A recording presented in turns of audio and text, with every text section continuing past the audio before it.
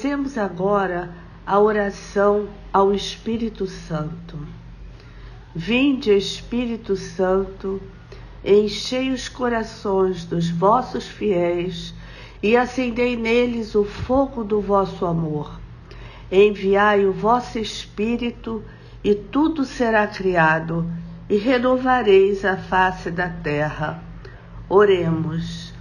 Deus, que instruíste os corações dos vossos fiéis com a luz do Espírito Santo, fazei que apreciemos retamente todas as coisas, segundo o mesmo Espírito, e gozemos sempre da sua consolação.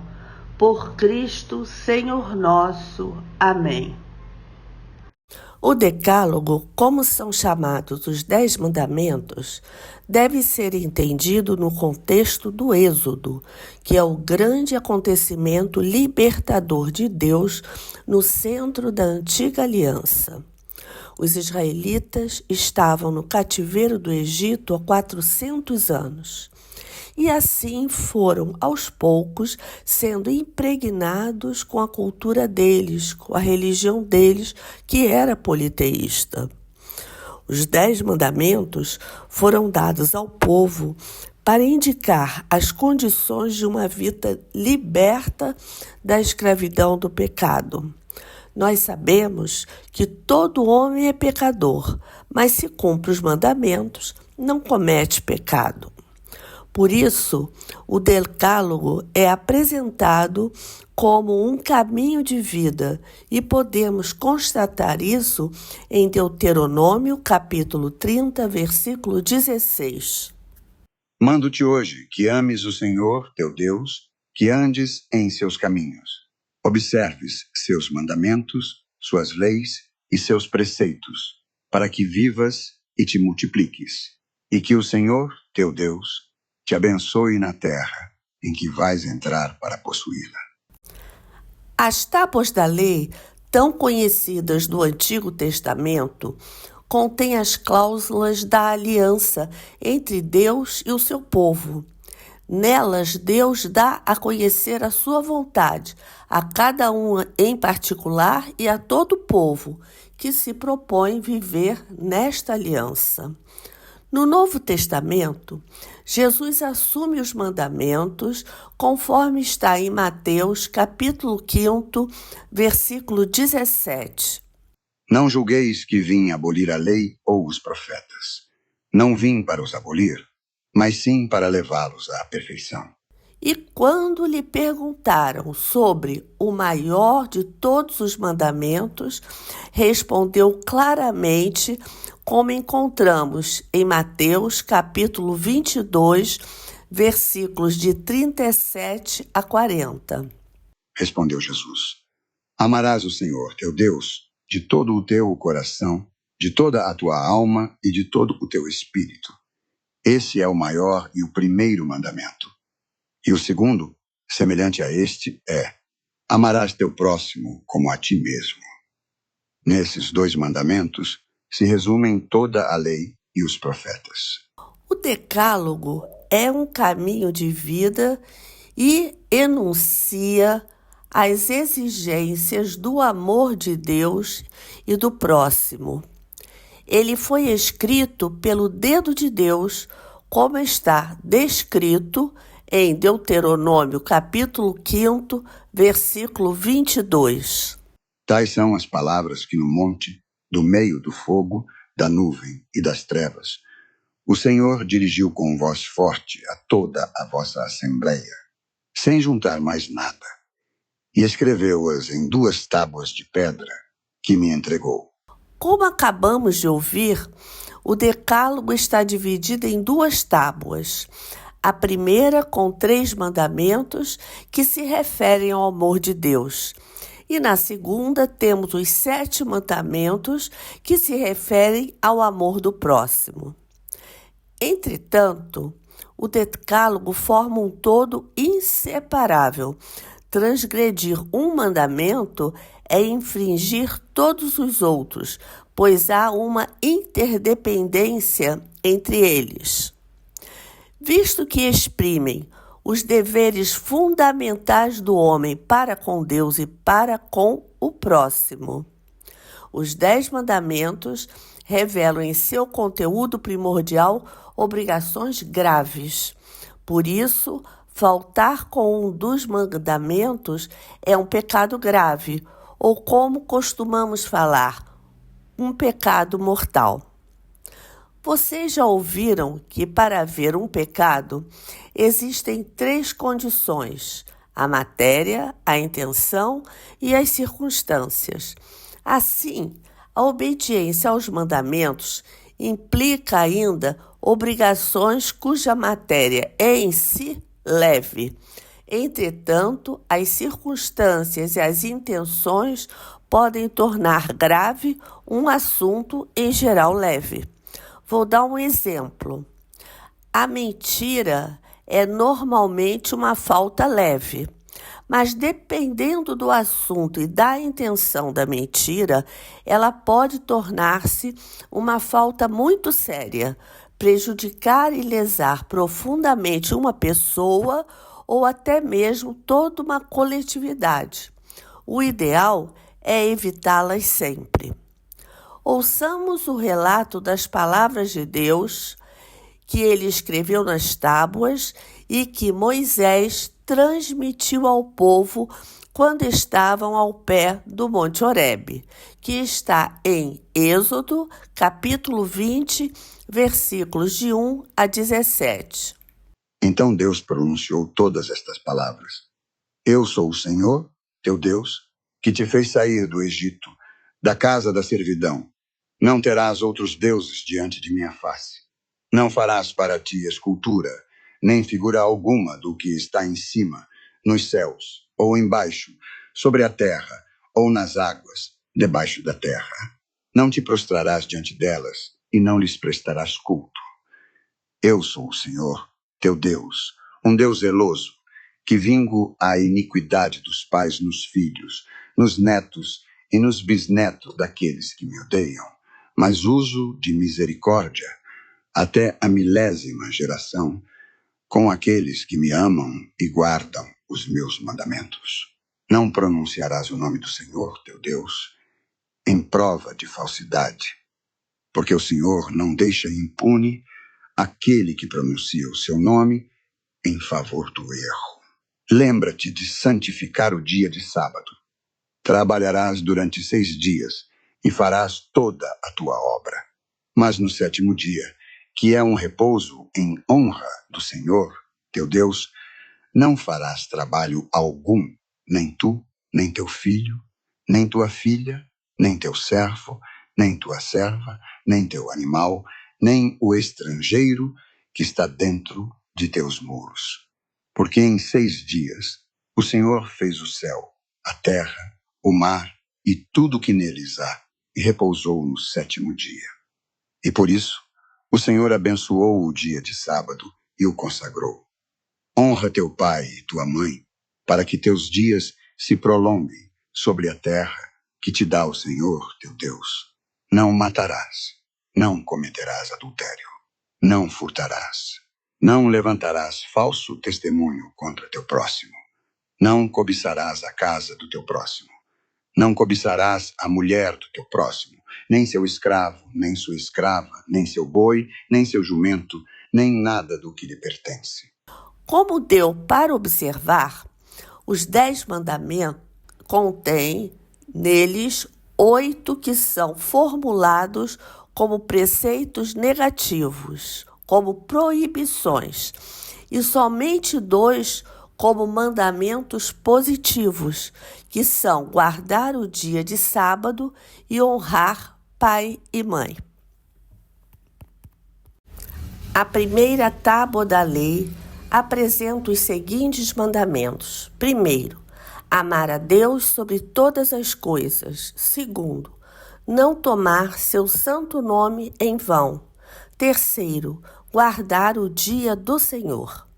Como podemos ver, estes 3 mandamentos estão se referindo ao amor que devemos ter a Deus. É um justo apelo de Deus para que o homem lhe seja fiel e não fique imaginando e criando outros deuses. É importante observar que a iniciativa parte sempre de Deus. É Ele que nos procura, que vem ao nosso encontro e temos a liberdade de acolhê-lo ou não. Como foi dito no nosso primeiro encontro, foi o Espírito Santo que de alguma forma tocou o coração de vocês e vocês aceitaram estar aqui hoje, se preparando para completar a sua iniciação cristã. Com o povo israelita, deu-se o mesmo. Deus viu o que o povo estava sofrendo no Egito e veio em seu socorro.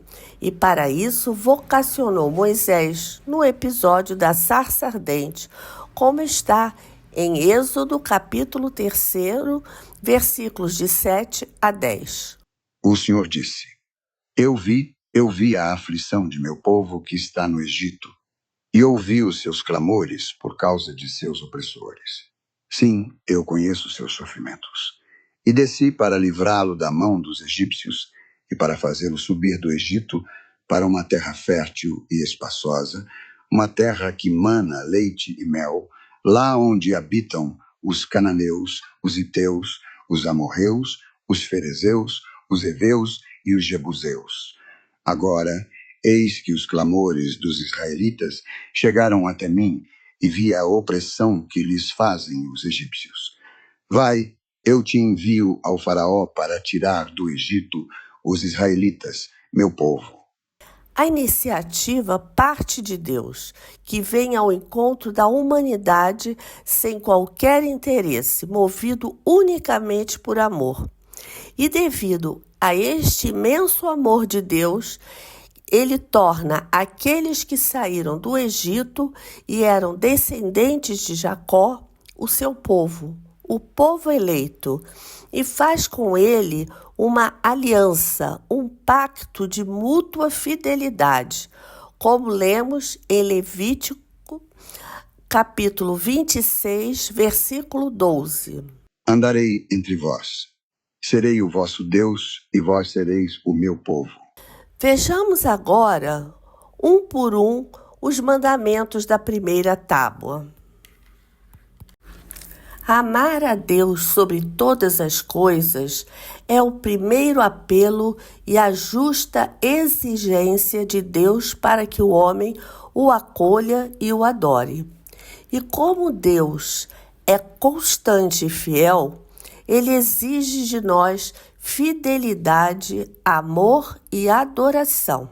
Repetiremos agora, para reforçarmos a nossa fé, o que ouvimos há pouco e que está em Mateus, capítulo 22, versículo 37. Respondeu Jesus: Amarás o Senhor, teu Deus, de todo o teu coração, de toda a tua alma e de todo o teu espírito. Este mandamento se refere diretamente à nossa fé, mas abrange também a caridade e o amor. Temos, então, os pecados contra a fé, a esperança e a caridade. Há muitas maneiras de pecar contra a fé. Temos, então, a dúvida, que é a hesitação em crer, a dificuldade de superar as objeções ligadas à fé ou a ansiedade suscitada pela obscuridade da fé. A incredulidade ou falta de fé é a negligência da verdade revelada ou a recusa voluntária de lhe dar o próprio assentimento, ou seja, aceitando o que a Igreja propõe. A heresia é a negação consciente de qualquer verdade de fé após a recepção do batismo, ou a dúvida pertinaz a respeito dela. A apostasia é a recusa total da fé, é o repúdio total da fé cristã.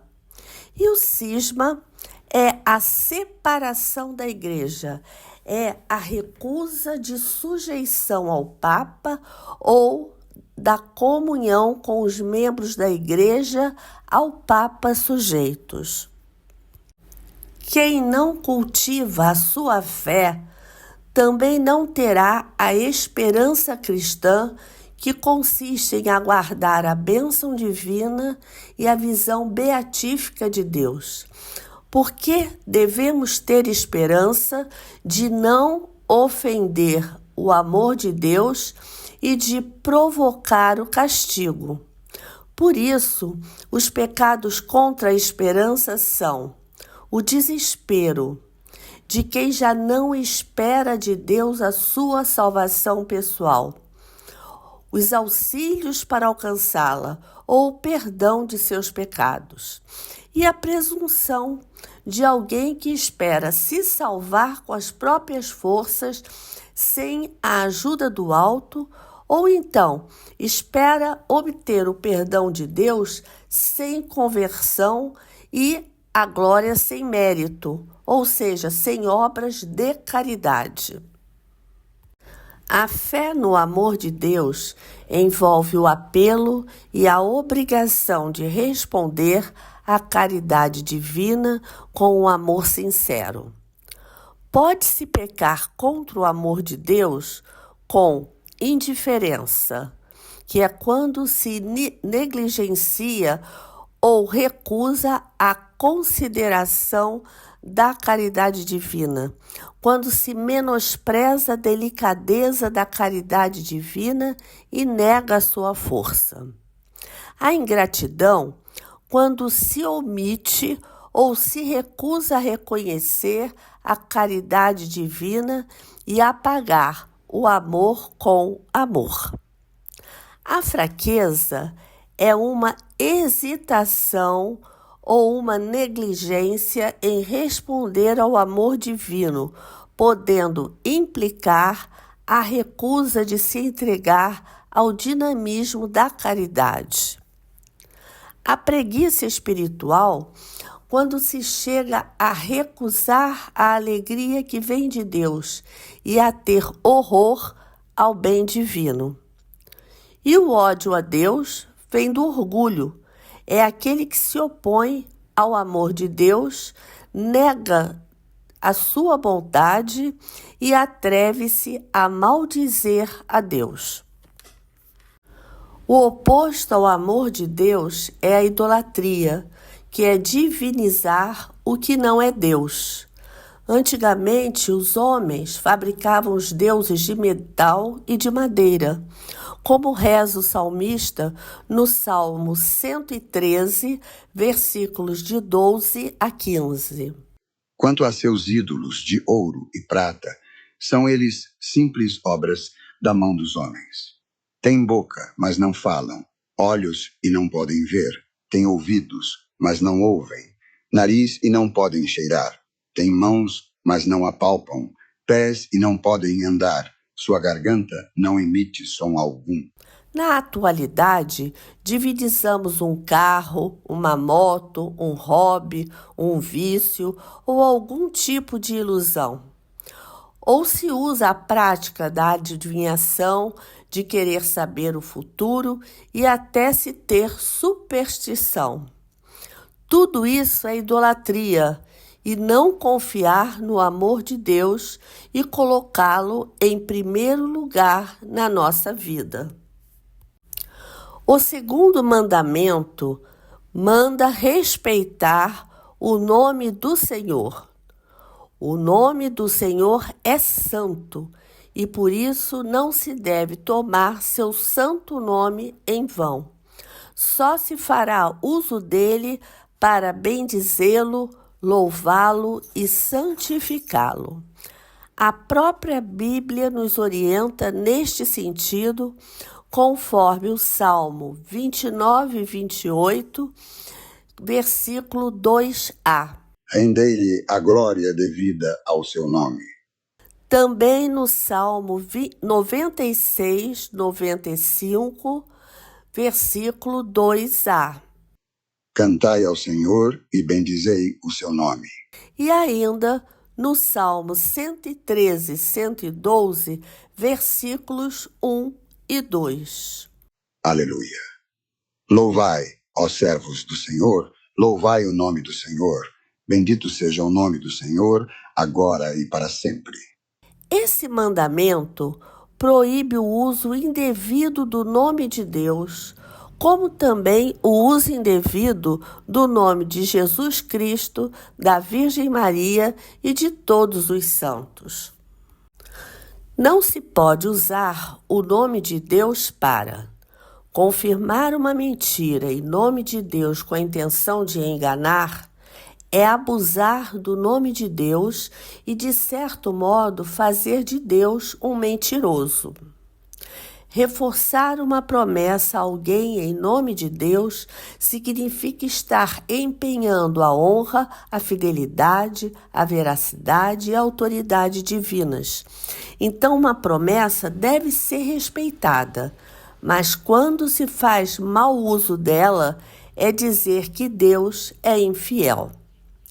Blasfemar contra Deus consiste em proferir contra Deus, interior ou exteriormente, palavras de ódio, de ofensa, de desafio, em falar mal de Deus, faltar-lhe deliberadamente o respeito ao abusar do nome dele. Quando se usam as pragas e os falsos juramentos, fazendo uso do nome de Deus, embora não tendo a intenção de uma blasfêmia, eles são uma falta de respeito com o nome do Senhor. Em toda a história do povo de Israel, vivida no Antigo Testamento, o dia santificado era um sábado, porque Deus mandou guardar o dia do Senhor, conforme está escrito em Deuteronômio, capítulo 5, versículo 15. Lembra-te de que foste escravo no Egito, de onde a mão forte e o braço poderoso do teu Senhor te tirou. É por isso que o Senhor, teu Deus, te ordenou observasses o dia do sábado. Entretanto, Jesus trouxe uma nova orientação que encontramos em Marcos, capítulo 2, versículos 27 e 28. E dizia-lhes: o sábado foi feito para o homem, e não o homem para o sábado. E para dizer tudo, o Filho do Homem é Senhor também do sábado.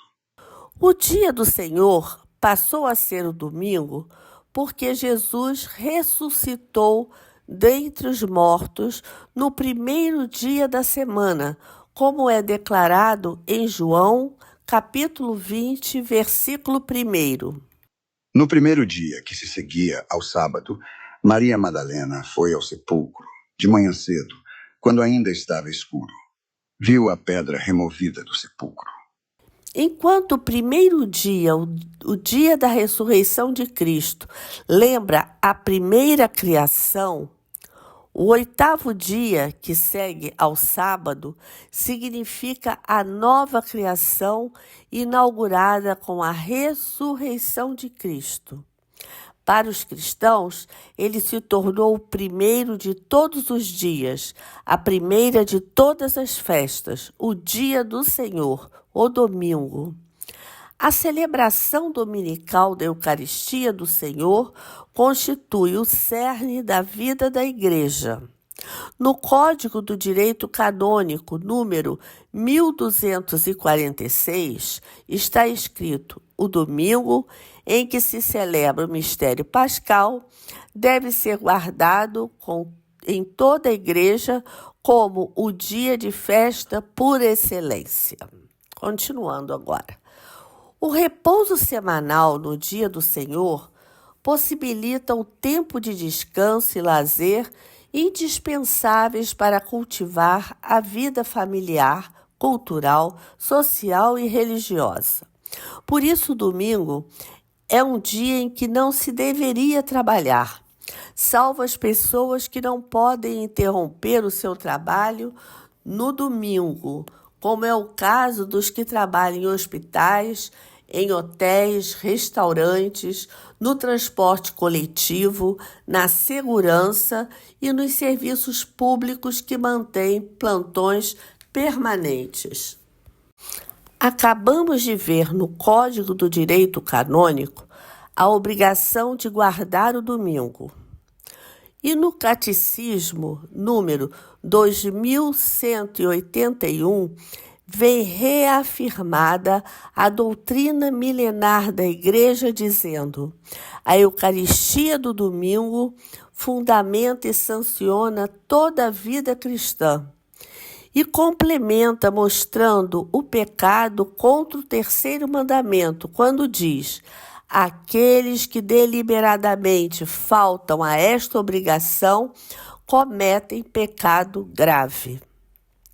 Desta forma, fica claro que a Eucaristia do domingo fundamenta e sanciona toda a prática cristã. Por isso, os fiéis são obrigados a participar da Eucaristia nos dias de preceito, a não ser por motivos muito sérios, como, por exemplo, uma doença, cuidado com bebês ou que tenham sido dispensados pelo padre. Do mesmo modo que se guarda o domingo, deve-se guardar também os dias de festas, que são eles: Natal de Nosso Senhor Jesus Cristo, Epifania, Ascensão, Santíssimo Corpo e Sangue de Cristo, Santa Maria, Mãe de Deus, Imaculada Conceição, Assunção, São José, Apóstolo Pedro e Paulo, todos os santos. Os dias que estão escritos em branco são celebrados no próprio dia, independente do dia da semana. Já os que estão escritos em azul, eles são transferidos para o domingo próximo, anterior ou posterior.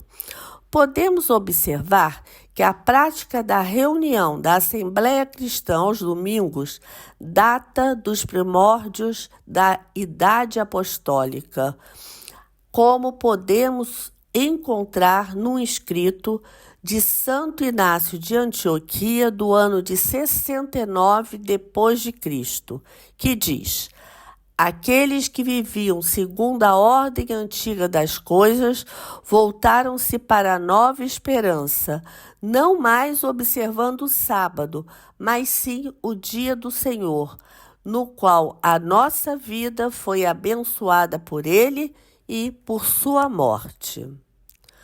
Passemos agora à nossa sala de reunião para comentarmos este tema.